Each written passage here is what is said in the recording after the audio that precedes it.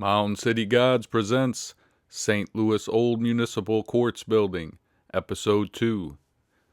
While doing research on the Old Municipal Courts Building in St. Louis, we once again, like deja vu, began to notice some interesting patterns, connections, and details when considering the history of not only the Old Municipal Courts Building, but many of the buildings around the downtown area. Too many buildings, in fact, to be covered in just one video. Rest assured, we are continuing the investigations, as this is episode 2 of a series, and all buildings will eventually be featured that have a story worth telling, and the Old Municipal Courts Building, along with the architect, definitely have a story.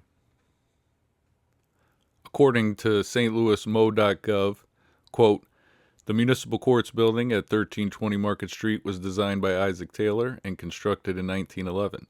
It was part of the 1907 Civic League's plan for new government buildings to be arrayed about Memorial Plaza. The 4-story symmetrical building in white limestone has a rusticated raised basement. The central bay is deeply recessed entry under a round arch flanked by pilasters, with a stepped parapet wall above that interrupts the building's cornice. A Doric peristyle surrounds the main block of the building and is continued in a range of pilasters on the other facades. The attic story displays triple windows and a heavy cornice with medallions. A balustrade crowns the parapet." According to historicstructures.com, this site, quote, "vacant courthouse building in St. Louis, Missouri." Seriously? Quote, "arguably a masterpiece. The building was designed, as we said, by prominent architect Isaac Taylor, 1909, completed in 1911 and 1912, built to replace the original courts building," which is the same information we found on Missouri State Parks website.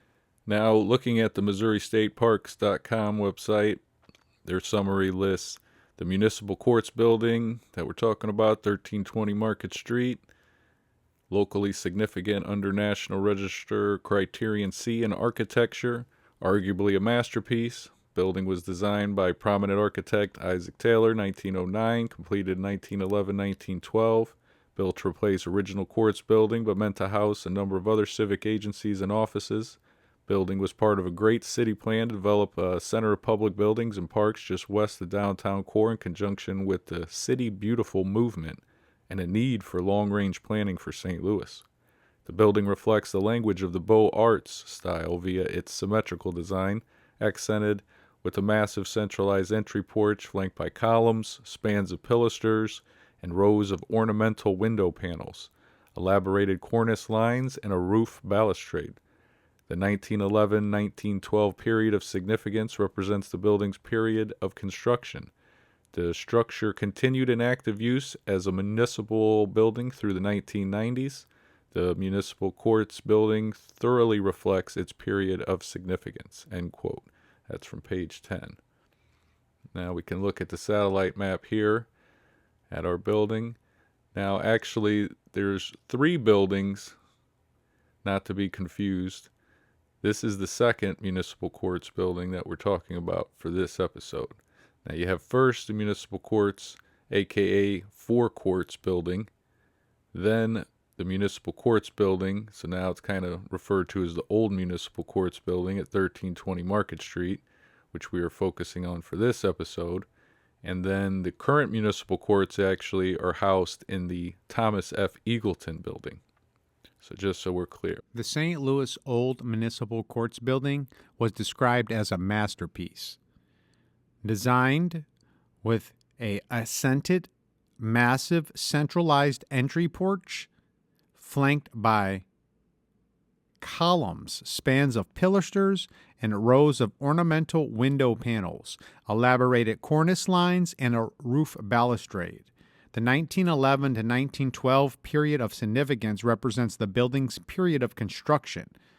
Now, according to the landmarksstlouis.org website pertaining to the 4 Courts building, quote, "in 1860, Walsh formed a partnership with British-born James Smith. Prominent buildings from that period included revisions to Father Dole's plans for St. Alphonsus Rock Church in North Grand and the 4 Courts building at 12th and Clark Streets, erected in 1869 to 70 at a cost of $500,000. The high-style Second Empire Courts building predated St. Louis's Federal Custom House and Post Office, designed by Alfred B. Mullett. Now, this custom house and post office we'll be discussing and investigating in a future episode. Now, in our previous episode, episode 1, St. Louis City Hall, we've shown how it took 11 months to break ground and lay the cornerstone. So that was 11 months just to break the ground and lay the cornerstone. However, according to the narrative, in almost the entire year, the building is completed and ready for use. I guess the team and the crew must have had better tools, and they must have been working at least 12 to 18-hour shifts 24/7. Now, back to the mostateparks.com website, little background, states, quote, in 1904, St. Louis hosted the Louisiana Purchase Exhibition, St. Louis World's Fair, and nearly 20 million visitors from around the world witnessed not only the best of what Missouri's largest city had to offer, but also the introduction, to some visitors and locals alike, of technological innovations such as electricity and automobiles. After such a successful fair, the city's industry and influence continued to evolve, and beautification of the city became a high priority. Now, construction of a new municipal courts building was high on the list of desired projects. The existing municipal courts, aka Four Courts building, seemed out of fashion after the visual delights of the World's Fair buildings. Also, existing brick buildings were deteriorating and conditions were crowded around City Hall. It was felt that new public buildings should be constructed within a park-like setting and that obsolete buildings should be removed altogether in order to enhance the beauty of the city of St. Louis. Efforts to achieve these high expectations were begun during the first decade of the 20th century. Now, a new city plan, adopted in 1907, contained a report by the newly appointed Public Buildings Commission on the need for a public buildings group in St. Louis. St. Louis, the plan stated, at this time has an opportunity which seldom comes to a large city to carry out a magnificent scheme for the grouping of her public buildings and to establish for herself an architectural center which for all time will place her among the first of cities famed for the dignity and grandeur of her municipal buildings group. End quote. Previously, city voters had approved a $2 million expenditure for the construction of a health department, police courts, and a new courthouse, all of which would later occupy the nominated municipal building, in addition to a new jail. The belief was that the placement of these buildings, along with a new library building adjacent to the site, would, quote, furnish a nucleus for an admirable group center in the heart of the future business district, end quote. Now, the mayor had appointed the Public Buildings Commission earlier in 1904, headed by three prominent local architects, William Eames, Albert Groves, and John Moran. Their first obligation was to design a new municipal courthouse near the City Hall and a civic center in the area west of 12th Street, between Clark Street and Washington Avenue. Some key buildings were to be retained, while several others were demolished or planned for demolition in order to create a block-wide landscape parkway running between City Hall and a new courthouse 1 block to the west. The plans for the municipal courts building to be erected west of the new City Hall at a cost of $2 million have been completed, as have the condemnation proceedings in the site at a cost of $975,354.98. Yes, once again, that's right. They know it to the cent. Is in the possession of the city. Wrecking of the old buildings will begin at once, and foundation work is next in order. The new building will cost about $2 million to come from the remaining $1 million of the bond issue and the sale of the old City Hall and 4 court sites. The building, as designed by architect Isaac S. Taylor, will face 315 feet on 14th Street and 224 feet on Market Street. It will be separated from City Hall by a small park. The building will be about the same height as the City Hall. End quote. That's from page 13. Now, if you want to know City Hall is at a height of 262.5 feet. Now, continuing from MissouriStateParks.com on page 14, it says, quote, the tower will extend 6 stories above the main building. Each of the 6 tower rooms will have a floor area of 25 by 26 feet. The tower will be 168 feet high. Now, additional sources say 185 feet 9 inches high and 30 foot square. The building will have 6 elevators, shafts of which are to be double. End quote.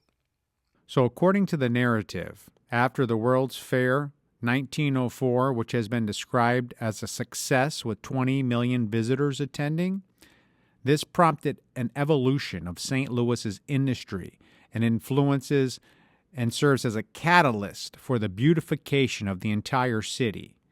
Oddly enough, the narrative states that the St. Louis 1904 World's Fair made a loss of $8.5 million.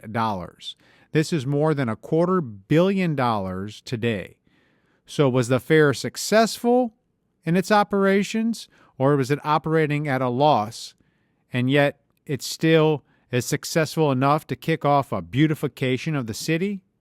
Makes no sense at all.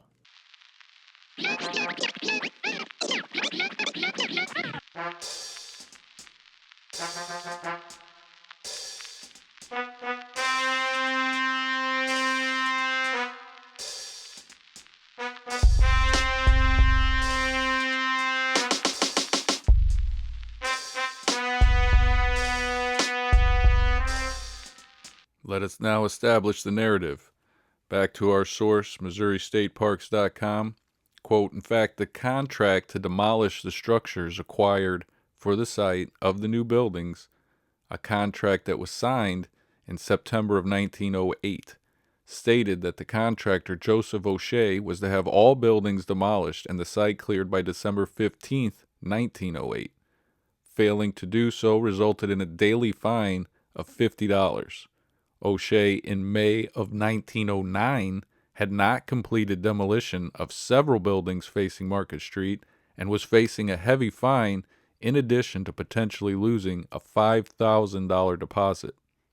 A lack of a prepared site, coupled with the shortage of funding for the buildings, had little impact on a decision of certain members of the board who were still in favor of beginning the construction. The board's enthusiasm came from being convinced that the sale of the old City Hall, built in 1871 at 11th and Market Streets, and the Four Courts building, built 1873 at 12th Street and Clark Avenue, both since demolished, would fill the gap of the shortage.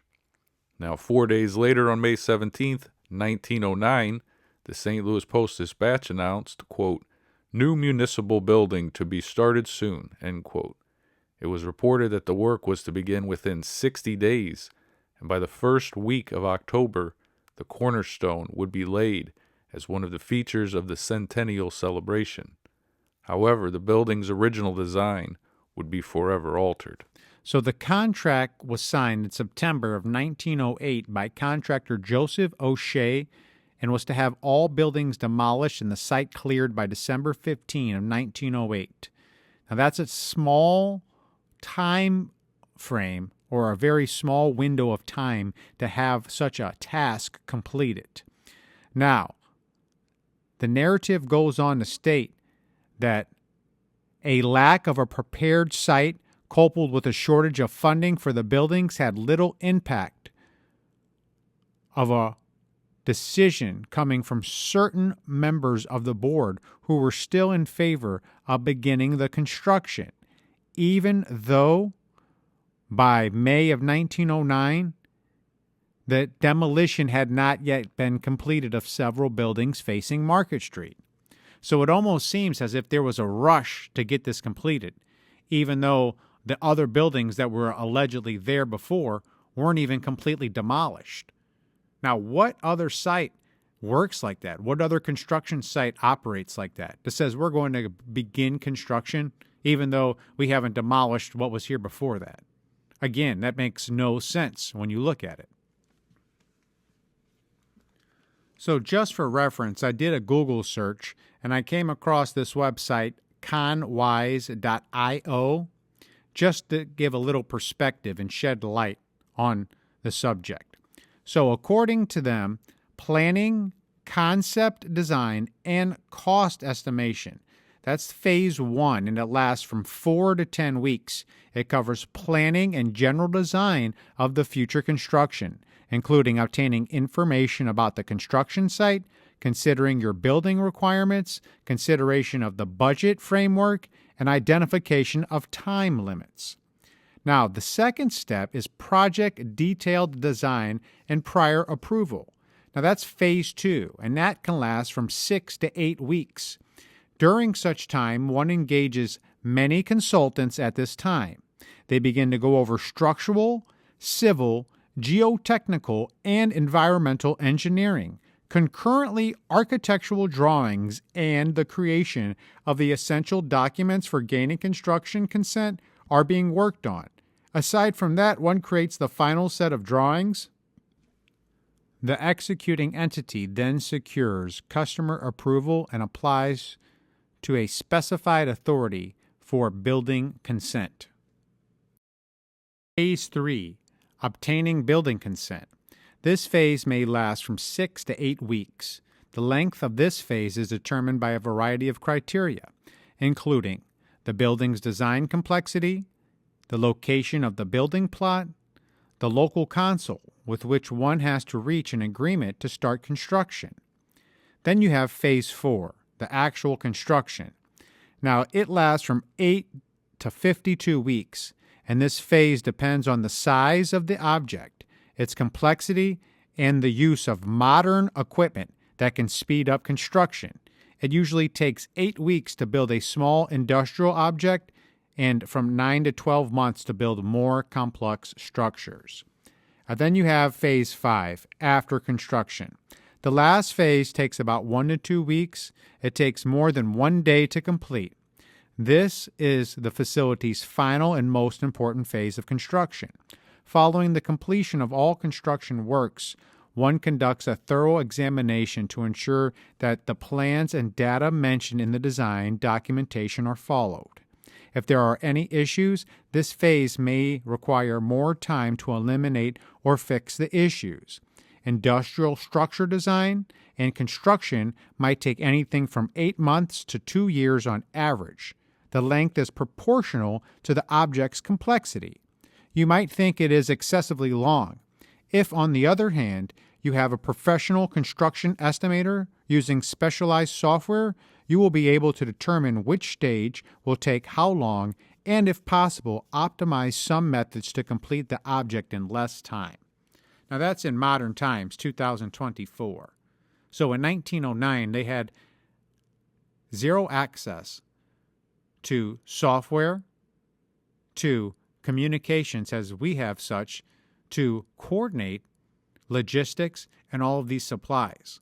But you mean to tell me that it was constructed in the time frame that the narrative is given? I believe you. So if we are to believe the narrative, the timeline given for demolition or constructions, according to the narrative, is that it was more efficient and faster to build and or demolish structures, that it was faster at the turn of the century than in modern times. Looks like they are trying to remove the tower in this story before it's even built. So we continue. On May 17, 1909, the Post-Dispatch reported that architect Taylor was adverse to the elimination of the tower, which he felt was, quote, essential to the symmetry of the buildings, end quote. That's from page 16. Now we continue to quote, Taylor was quoted as saying, I have no disposition to criticize the city officials for deciding to eliminate the tower. I have tried to be economical with the city's money in making the plans for the building, but I think it will be a great mistake to leave off the tower to save $70,000 on a building that will cost more than $1 million.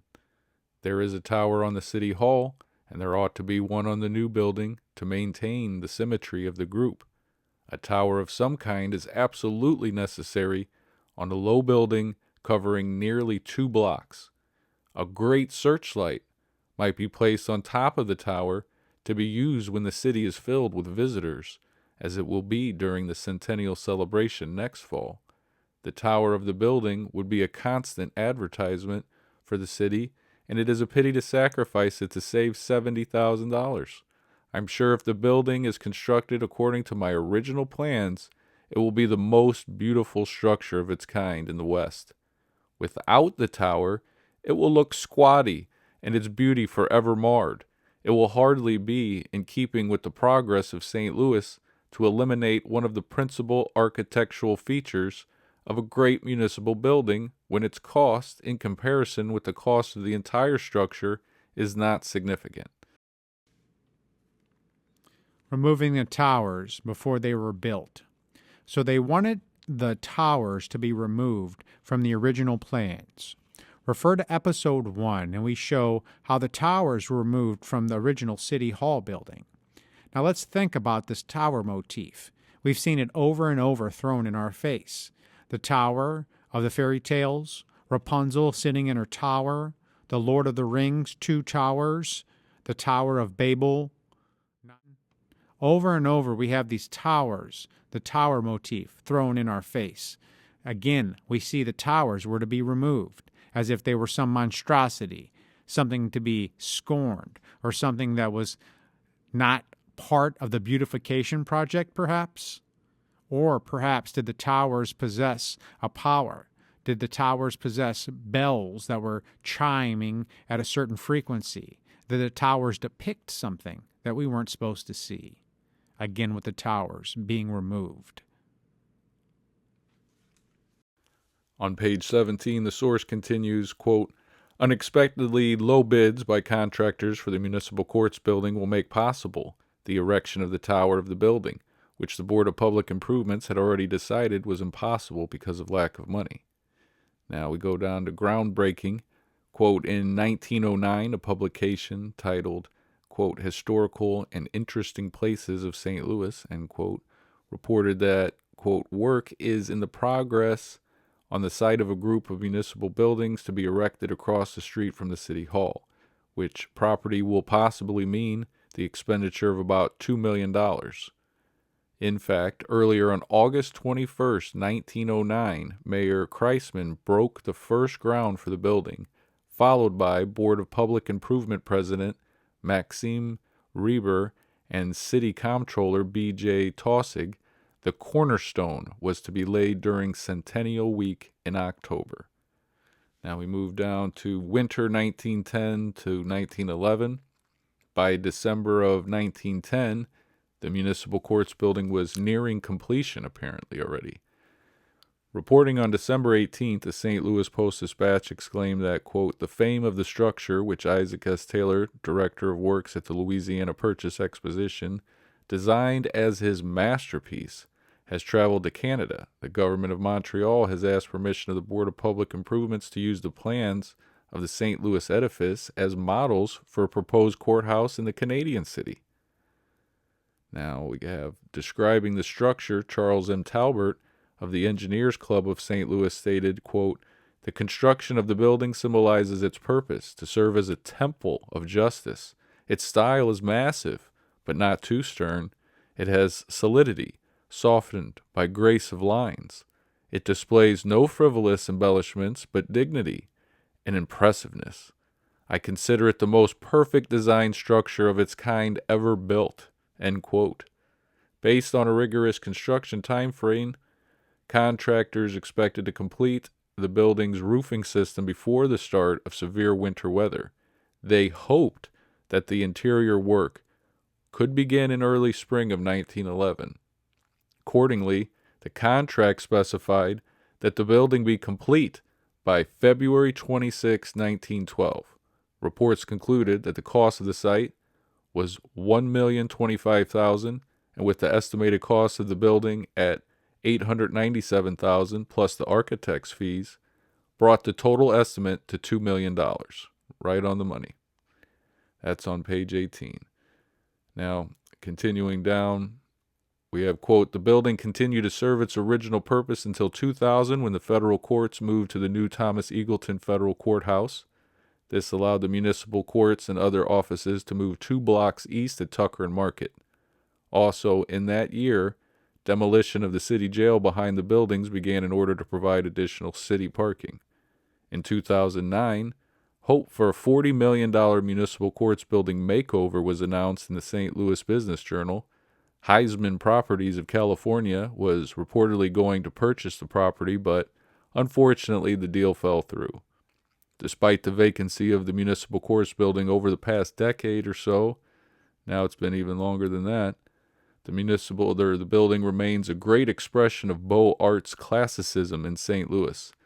It also remains symbolic of St. Louis during its turn of the century prime, a period which saw the beginnings of good city planning centered around public building groups and civic centers. It is hoped that this fresh recognition in conjunction with National Register listing will help provide tools for the redevelopment and adaptive reuse of this grand edifice. End quote. That's pages 23 through 24. So in August 21st, 1909, the ground was broke. First ground was broken. Cornerstone was laid in October for the Centennial Week. So 2 months to prepare, yet City Hall was 11 months approximately to break ground. Then, by December 1910, it's near completion. Then begin the interior in spring of 1911, and completion said for February 1912, according to the contract. The narrative states that they had a rigorous time schedule. Also, that the building is to serve as a temple of justice. Or is it actually a temple that was commandeered? Then, 88 years later, they abandoned the building. Oddly enough, in present day, the building appears to be structurally sound, despite not having been maintained in years. Also, they have it surrounded with metal fencing, as if it is under construction, and you can't gain access to it. Again, the building has been standing for 88 years, plus, before it was abandoned. It does not appear to be maintained at all, and is still structurally sound, as solid as the first day it was built. I guess they don't build them like they used to anymore. Now it's time to check the architect. We have our MissouriStateParks.com website here stating Isaac Taylor, master architect, quote, being educated at St. Louis University and graduated with honors in 1868, Taylor, with the assistance of family friend Henry Shaw, entered into an apprenticeship for prominent architect George I. Barnett. After 6 years of intensive study with Barnett, the two entered into an architectural partnership as Barnett and Taylor. Of note of their early works was the Southern Hotel in St. Louis, touted as the first fireproof hotel built in the city. By 1879, Taylor had begun his own firm and with, quote, constantly increasing prestige and prominence, end quote, had become, quote, widely known as one of the most accomplished architects in the United States, noted alike for his attainments, his high character, and his devotion to his calling, end quote. Another source said of Taylor, quote, in 1879, Mr. Taylor started in business for himself and is now regarded as one of the best architects in America west of the Mississippi Valley. This is not the individual opinion of any one man, but it is the verdict of the immense number of capitalists, manufacturers, and merchants who have placed their interests in his keeping, end quote. Wow. Now, by 1884, Taylor, along with just 4 other architects, now remember that, only 4 other architects, was admitted to the American Institute of Architects by 1884. Now, in St. Louis, Isaac Taylor's name quickly became associated with many of the most important buildings constructed during the last part of the 19th century and first part of the 20th century. Taylor had, quote, attained such eminence in his profession that he was made director of works for the Louisiana Purchase Exposition when it was planned to hold a World's Fair in his city, and his work set a new standard of beauty in the way of exposition building. By 1901, Taylor was appointed architect-in-chief for the St. Louis World's Fair. Wow. Accordingly, his assistant, Oscar Enders, was responsible for taking over the private practice to allow Taylor to work freely on the fair buildings. Well, there certainly was a lot of them. Because of his work on the 1904 World's Fair, St. Louis University awarded Taylor its first honorary master's degree in architecture. So let's get this straight. He has an honorary master's degree in architecture. So then at best he had maybe a bachelor's in architecture originally. Now, architectural historian David J. Simmons has documented over 215 architectural projects associated with Isaac Taylor. That's from page 20. Now we look to the Wikipedia entry for Isaac Taylor, and that's saying, quote, the firm's success seems to have taken off during the mid-1880s, with 1885 being a particularly pivotal date. That year, Taylor completed the Drummond Building, a 6-story Italian Renaissance revival structure in downtown St. Louis, which housed the corporate offices and factory of the Drummond Tobacco Company, the city's second largest manufacturer of the product. St. Louis had become a major tobacco processing center during the later part of the century, and Taylor's firm eventually was responsible for erecting 9 different factories, 3 of them for Drummond. Taylor also broke into the market for designing some of the city's newest lodging establishments, finishing the Beers Hotel at 4th and Olive Streets in 1884, and remodeling the Laclede Hotel into the new Hearst Hotel in 1885. He would be called on to revamp this hotel again in 1897. Now, at the same time, he expanded his reach into industrial architecture, finishing factories for the St. Louis Illuminating Company in 1885 and the Woodward and Tiernan Print Company in 1887. Taylor also began to attract commissions outside St. Louis during this time, erecting the Crescent Hotel in the resort town of the Ozarks, Eureka Springs, Arkansas in 1885, and the National Hotel in Peoria, Illinois, 1887. Many businesses based in St. Louis expanded, constructing lavish new headquarters or speculative office buildings. Taylor was intimately involved in this construction boom. Now, the building that apparently secured Taylor's reputation as one of the city's top architects was the Liggett and Myers / Rice Sticks building from 1888 to 1889, a massive brick and Missouri granite structure occupying an entire city block on Washington Avenue between 10th and 11th Streets in an emerging mercantile wholesale district. The building still stands in remarkably well-preserved condition, though it has now been converted to apartments. It is, along with one other structure, the sole surviving example of a Taylor Romanesque revival commercial design. The building reputedly cost a whopping $900,000, that'd be $30.5 million today, as Liggett Myers were, quote, unsparing of money in order to make their block a building rarely equaled for utility and grandeur, end quote. The buildings he designed in the Central Business District reflect such diversity, though typologically they did not differ substantially, consisting mostly of monumental office blocks that ranged from 3 to 10 stories in height and often dominated their sites. Taylor developed close contacts with the newspaper industry in St. Louis, which probably contributed greatly to his success during this period and into the new century. He completed the headquarters for 2 of the city's major press outlets during this period, the Globe Democrat Building at 6th and Pine Streets, 1889, and the St. Louis Republican Building at 7th and Olive in 1899.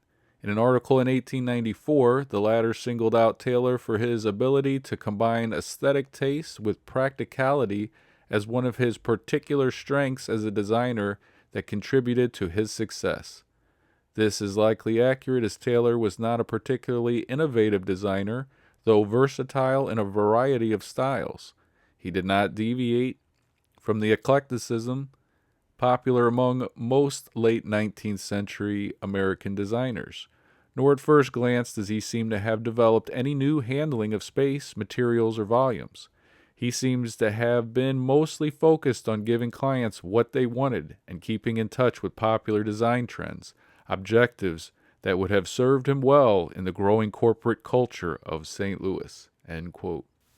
Now, the crowning achievement of Taylor's career was his direction of the architectural ensemble for the Louisiana Purchase Exposition, the only World's Fair hosted by St. Louis. In 1901, Taylor's strong connection to St. Louis's leaders in business and industry, including the city's most influential banker, landed him the position of chairman of the Architectural Commission and director of works. Taylor hired a young architect, Emmanuel Louis Masqueret, as his chief designer, and the two of them collaborated on the overall layout of the fair, which consisted of the somewhat odd arrangement of two axes of buildings set at a right angle to each other and bisected by a third axis formed by the Grand Lagoon at a 45-degree diagonal. Taking a break from his own architectural practice, he began working 12-hour days, 7 days a week on the fair.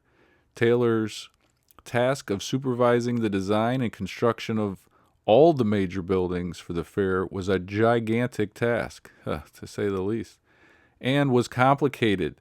His constant struggles for funds, but he pulled it off admirably from all accounts.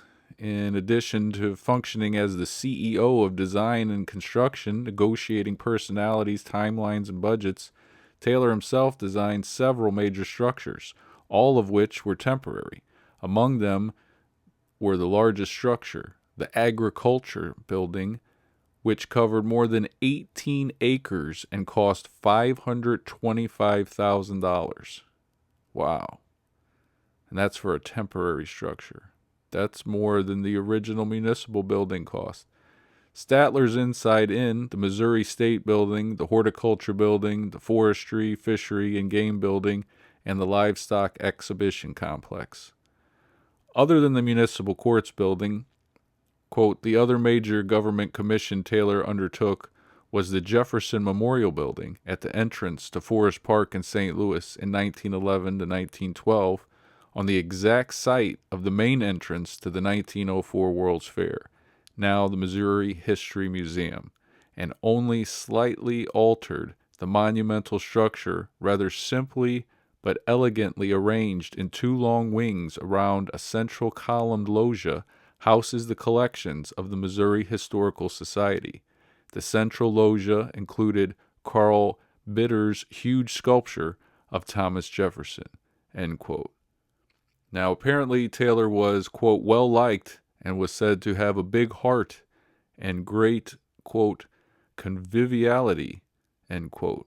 He was also known for being studious, apparently being extremely well-read in the history of the United States, as well as an expert on Gothic architecture, end quote. All right, now let's take a closer look at some of these buildings in specific. First up, we're going to take a look at the Beers Hotel. According to stlouisarchitecture.org, we have the Beers Hotel, northwest corner of Grand and Olive, St. Louis, 1884. And according to MoSpace, we have it burned down in 1931 and replaced by the Woolworth Building, which was later renamed the Kranzberg Art Center. All right, so there's a fire for the narrative there. Then under the wiki page of Taylor, we have next the Old Main at Southern Illinois University in Carbondale.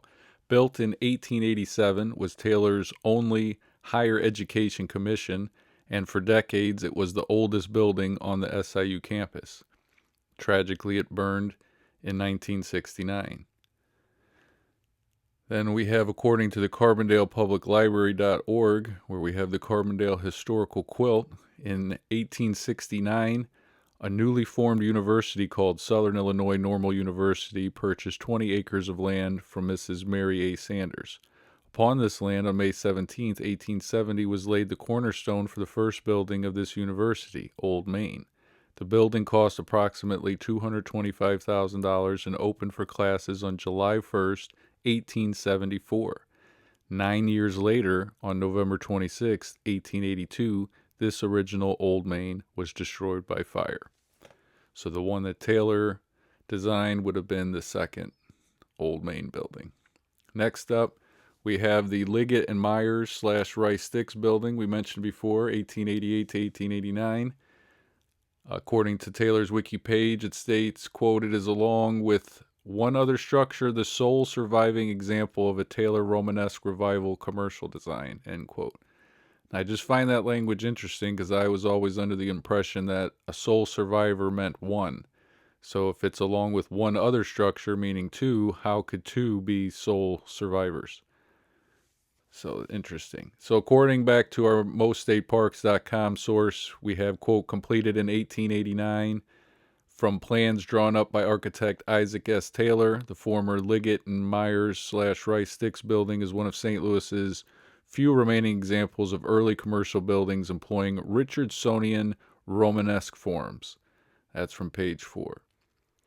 Now, quote, "By 1889, St. Louis was second only to New York City in wholesaling, and the rapid growth of local wholesale firms required larger and larger quarters," end quote.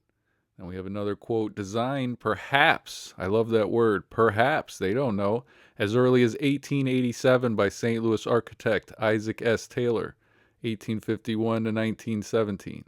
The building was under construction by 1888 when it was published in the Commercial and Architectural St. Louis." The author of that book observed, so then he goes on to describe the building, but what the author describes is a building as if it is already complete. He even describes the windows as, quote, "polished plate glass," so that making it seem like the windows are even already in that quick.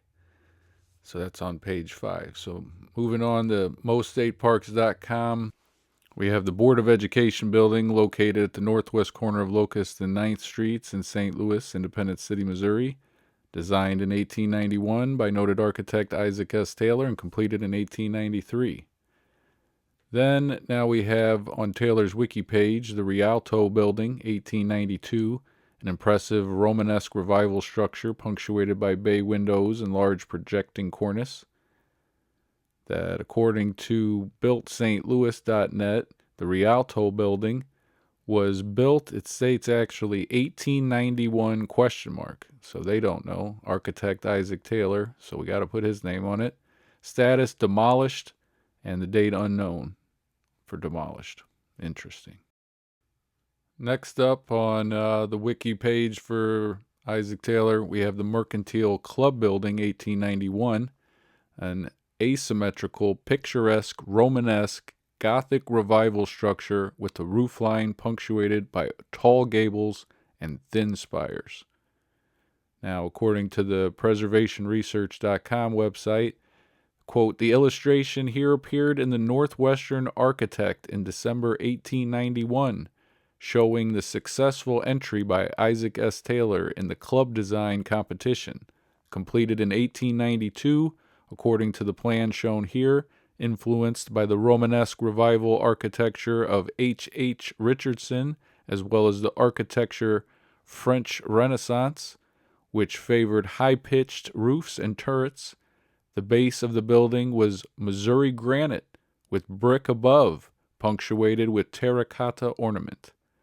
The site had been occupied by the town home of Henry Shaw, which was relocated to a site on Tower Grove Avenue at the Missouri Botanical Gardens. In 1891, the Mercantile Club was a rising and successful group consisting largely of downtown businessmen, and the site chosen for the club home was in the heart of members' commercial interests, end quote. Very interesting. Very interesting. Next up, we have on the wiki page for Taylor, the Neoclassical Curly Clothing Company building, 1899. I couldn't find much else about that. And then next up, we have the Wikipedia entry for Taylor, massive 424-room, 10-story Planters House Hotel, at the time one of St. Louis's premier lodging establishments, which opened in 1894. Now, this is the first out of all these examples so far structure that actually appears on Taylor's wiki page. So this one has its own wiki page for the Planters House Hotel, and that's only because it's been like 3 different buildings.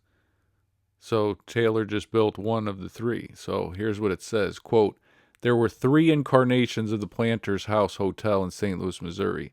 The first opened in 1817 on 2nd Street and was replaced with the larger hotel in 1841. The second hotel was damaged by fire in 1887 and torn down in 1891. A new, grander Planters House Hotel was to be built to replace the fire-damaged building. Financing for the hotel was made possible when St. Louis was passed over to host the Columbian Exposition. Civic leaders in St. Louis had secured pledges of $5 million plus $1 million for entertainment at the fair. After the city lost the bid for the fair, the group offered a $1 million bonus to the organization or individual who would build a first-class, fireproof hotel in St. Louis. Investors in the project chose a site at 4th and Pine Street and hired Isaac Taylor to design the hotel. Now, according to historicstructures.com, we have the Silk Exchange Building. Now, the Silk Exchange Building was designed in 1901 by the firm of St. Louis architect Isaac S. Taylor. Built 1901, destroyed by fire in 1995, demolished 1995. Architect Isaac S. Taylor. Builder contractor, we don't usually see this, Westlake Construction Company. Address is 501 to 511 North Tucker Boulevard in St. Louis. Next up, from the wiki page of Taylor, it says in 1901 to 1902, he completed the National Bank of Commerce, a towering 11-story French Renaissance skyscraper that housed 198 offices. So according to the National Building Arts.org website, we see that the National Bank of Commerce building location is southeast corner of Broadway and Olive Street, St. Louis, Missouri. Date of construction 1902, date of demolition 1977. It was difficult to find information on a lot of them because they've been destroyed, demolished, fire. You know the story. So pictures, though, we do have some pictures, though, thankfully. It becomes apparent that there's a pattern forming here.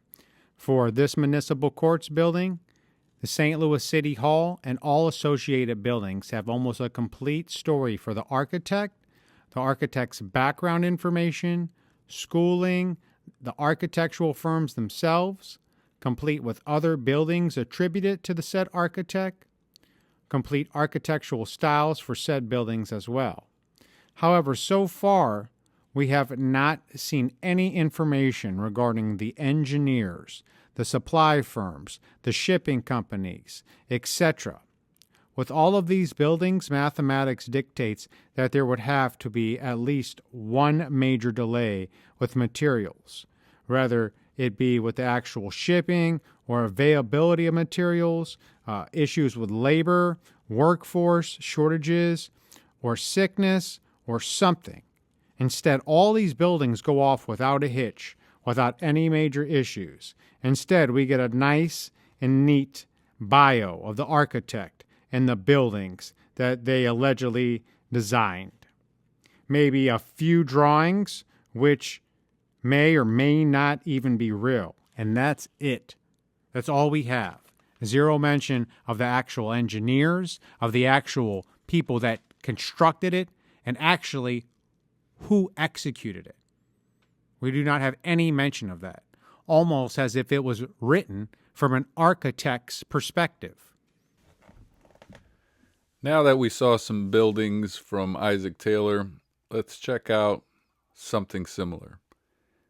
Now, according to moststateparks.com website, it says, quote, Beaux Arts classicism, a vision of the City Beautiful movement and first witnessed in the United States at the 1893 World Columbian Exposition, which was the Chicago World's Fair, was reinforced in St. Louis at its World's Fair in 1904.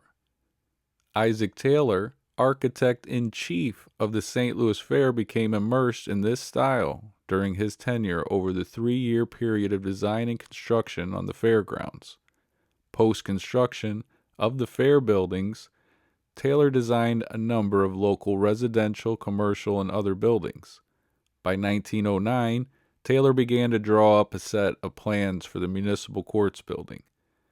In, quote, a preservation plan for St. Louis, the Beaux Arts style is described as a design which was often used for government buildings. However, prior to the construction of St. Louis's new Municipal Courts building, the Lambert and Lesser/Goldman buildings were completed as grand business and office buildings in 1897 and 1903, respectively. Designed by the prominent firm of Eames and Young, both buildings featured elaborate ornamentation. While the former building was a vertical composition with a limestone front divided into 3 sections with a 2-story rusticated base and recessed central entrance set within a massive arch, the later example was a horizontal composition of red brick and terracotta with multiple storefronts and bands of ornamentation. Perhaps the epitome of Beaux Arts in St. Louis, the Municipal Courts building, was constructed in a style which, quote, provided a symbolism greatly desired by governments of the period. White stone buildings of immense scale with elaborate classical detailing, which represented the city as dignified, solid, authoritative, and responsive, end quote. That's on page 22. Now we have from the St. Louis MoGov website, the Lambert Building, 911 Washington Avenue, designed by Eames and Young in 1897, limestone fronted building divided into 3 sections, base, shaft, and capitol again, each delineated with a classical cornice. The first 2 stories with commercial spaces are rusticated stone, the entry deeply recessed beneath a tall arch and large expanses of glass. The stories above are divided into 3 bays by 4-story paired Corinthian pilasters, while bays of the top 2 stories are separated by smaller pilasters and contain elaborate Palladian windows. The building is a former furniture store, now converted to offices. Now, the Lesser Goldman Building at 1201 to 19 Washington Avenue is another example of the Beaux Arts office building. The building was designed in 1903, also by Eames and Young, differs from the Lambert both in material and scale. Far larger, encompassing more than half a city block, the building is fronted with red brick and red terracotta. The 7-story building displays intermediate cornices at the 3rd, 4th, and 7th floors, 3-story arched window bays, and a wealth of terracotta ornament in belt courses, brackets, and spandrel panels. The original ornate cornice, over a story in height, has been removed, of course, and the first 2 stories altered.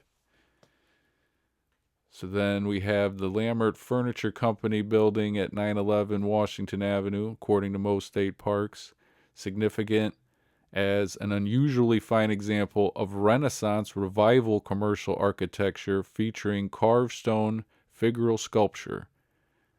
So that's on page 5 from the moststateparks.com website. Now, I thought this was supposed to be an example of Beaux Arts style when it's saying it's Renaissance revival. But I guess Beaux Arts is one of those catch-all that lots of things were Beaux Arts. You have Greek, Roman, the arches, the columns, everything throw in there. Now, this time on Just Ask the AI, we had a couple questions. First one is, how long does it generally take to break ground and set the cornerstone in modern times? Now, the answer was the time it takes to break ground and set the cornerstone in modern construction projects can vary widely depending on several factors, of course. Now it says, Number one, we have project size and complexity. Number two, permitting and approvals. Number three, site preparation. So that involves clearing the site, grading, and preparing the ground for construction, which can take anywhere from a few weeks to several months, depending on the site conditions. Then we have design and planning. And then we have logistics and coordination, such as material deliveries, equipment mobilization, and subcontractor schedules can also affect the timeline. So it states, in general, for a medium-sized commercial or residential project, the process of breaking ground and setting the cornerstone can take anywhere from a few months to over a year, depending on the factors mentioned above and any unforeseen challenges that may arise. All right, so from a few months to over a year. Now, the second question for the AI: of the over 215 architectural projects associated with Isaac Taylor, how many took only 1 year to build? Now, the AI says Isaac Taylor, as a prolific architect, designed and oversaw the construction of many buildings throughout his career. While I don't have specific details on each of his 215 plus projects, so it's being smart with me, the time it takes to build a project can vary widely depending on its complexity, size, funding, and other factors. It's the same old story from the AI here. It just wants to give us, in general, some smaller scale projects, such as residences or simpler commercial buildings, could be completed within a year, especially during the late 19th and early 20th centuries when construction methods were simpler compared to modern standards. So right there, to call these masterpieces of buildings that we're looking at here, to call them simple in any way, I just can't believe. And they're even saying that could be completed within a year for something small scale. Okay?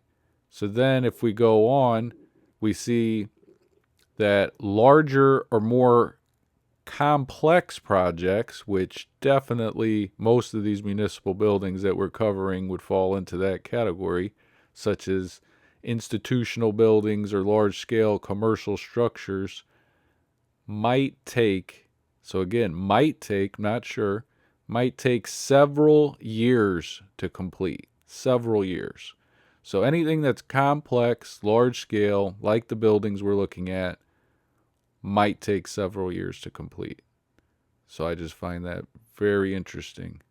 And then, of course, the jab at the end: to find out how many of Isaac Taylor's projects were completed within 1 year, historical records, architectural archives, or specific biographical sources about his career would be needed.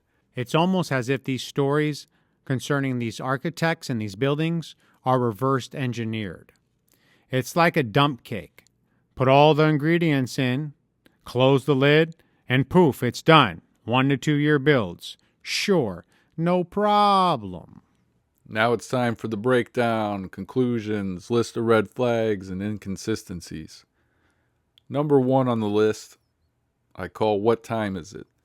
So according to the Missouri State Parks website, it says for our municipal building, completed in 1911 to 1912.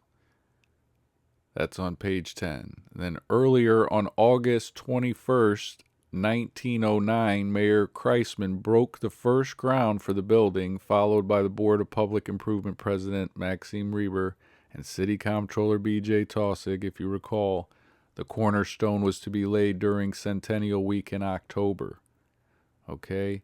So by December of 1910, the municipal courts building was nearly completion already. They hoped that the interior work would begin in early spring of 1911. Accordingly, the contract specified that the building be complete by February 26, 1912. Now then, on the wiki page of Taylor, it's quoted as saying, opened in 1910, the municipal courts building, end quote. So what year is it? Same as last video. The same source is all over the place with this build story. They make it seem from cornerstone in October to the following December almost complete, not including the interior, of course. And then when you're talking about the interior, that seemed like that would take a long time to get all that together when you have marble everywhere and marble staircases and all these grandiose decorations inside the building. So that is a very interesting point to keep in mind on. I ask why none of these buildings can keep their story straight. Number two, we see many different styles from Taylor, which is interesting. I think because we see completely different styles that are all mentioned as Beaux Arts. So, what is the deal here with the Beaux Arts? It's an all encompassing style apparently around this time. According to stlouismo.gov, quote, Beaux Arts design was often used in government buildings. What is this style, and is this even true? So we look at the wiki entry for Beaux Arts architecture, and it says, was the academic architectural style taught at the École des Beaux-Arts in Paris. Okay, so it was a school, particularly from the 1830s to the end of the 19th century.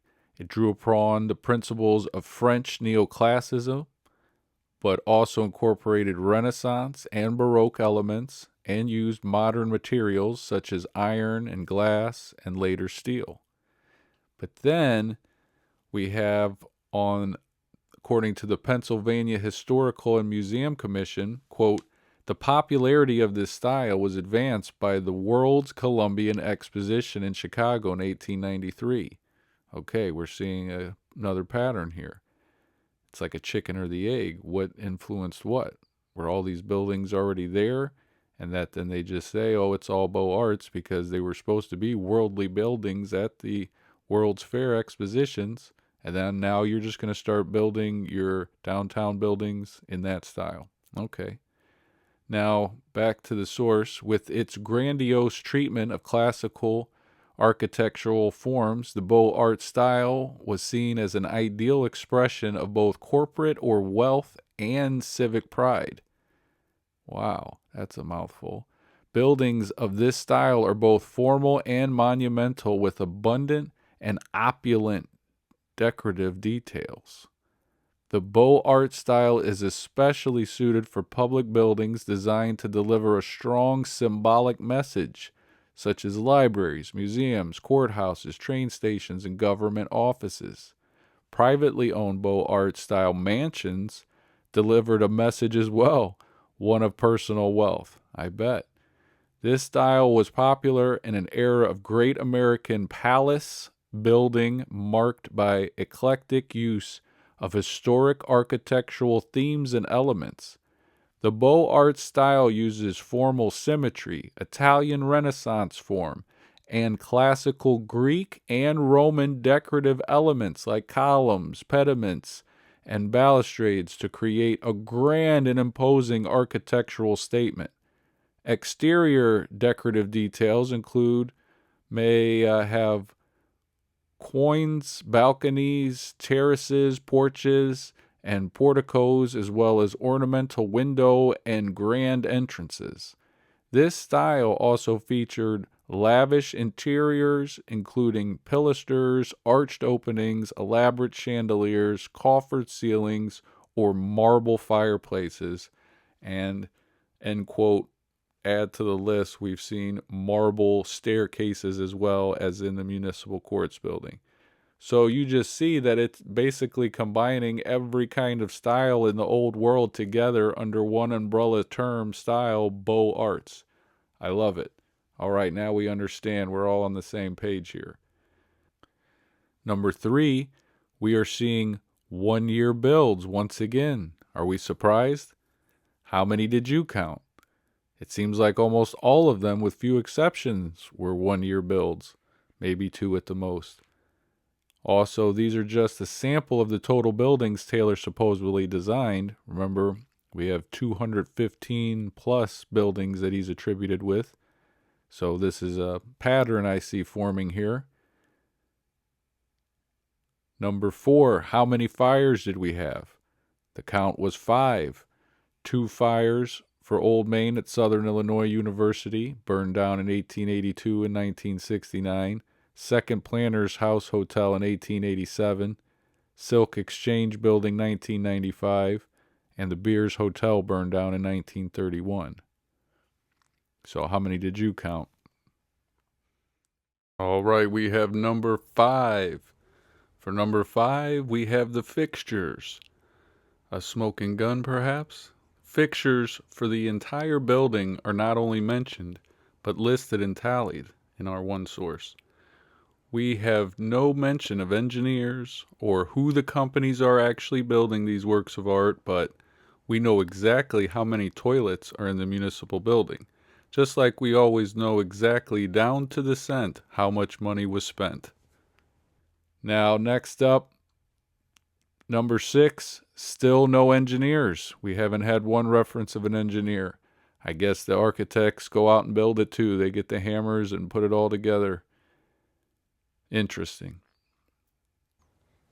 Number 7, over 215 architectural projects associated with Isaac Taylor.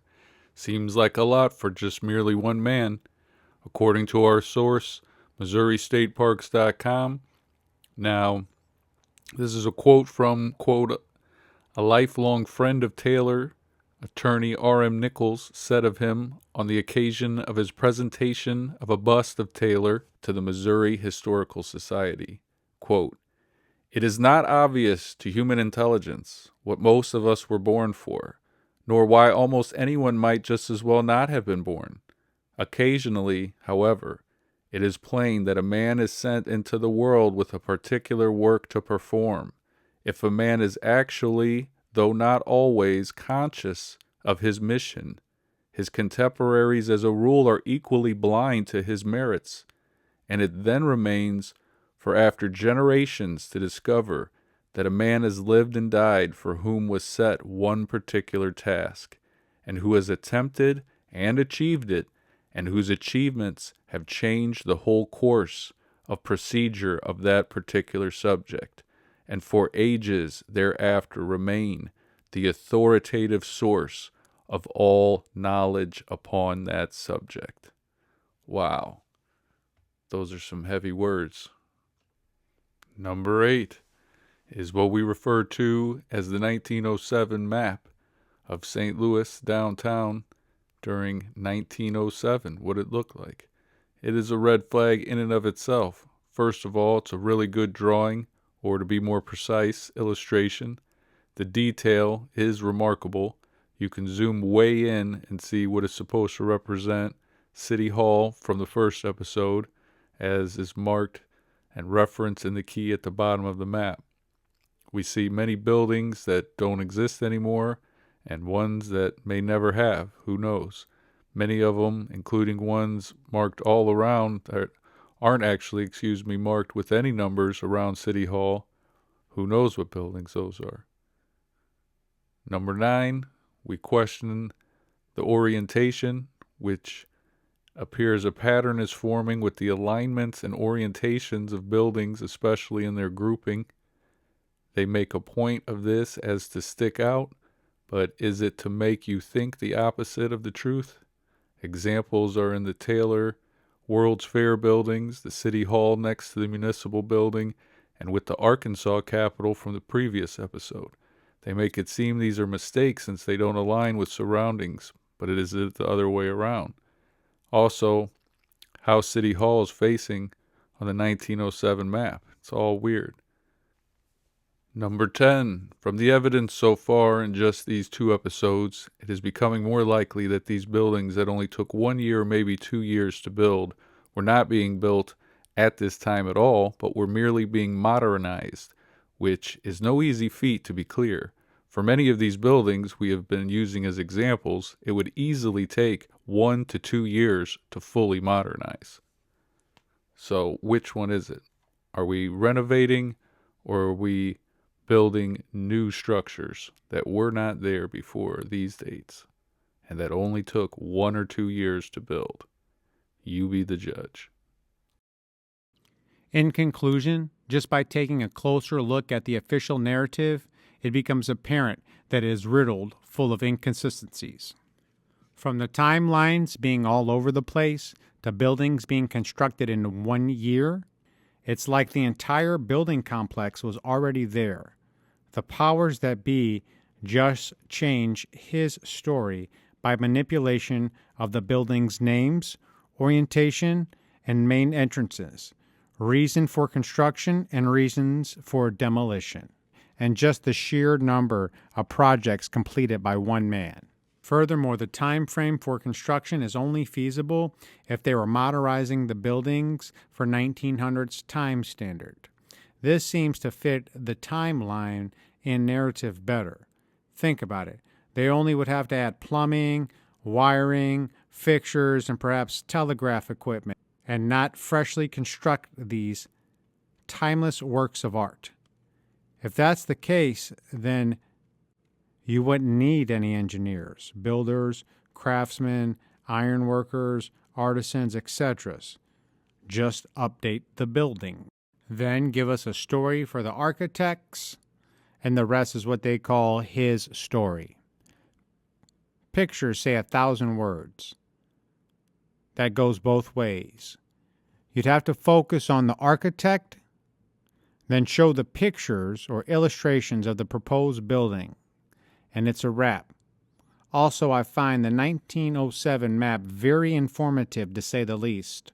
Almost worth doing an entire video just on that. It is easy to see with a few views of the narrative that the story is just all over the place. It's almost as if the buildings and engineers are reverse engineered. It is almost as if the buildings are there, and they say, okay, now we need to create a story to explain these buildings, to explain these complexes, and that way think about the mindset of the person at that time, early 1900s, the turn of the century. Easily tricked, easily beguiled, easily hoodwinked. In my opinion, it doesn't seem believable, but I'll let you be the judge of that. And we'll leave it at that for now. Until next episode, this has been a Mound City Gods production.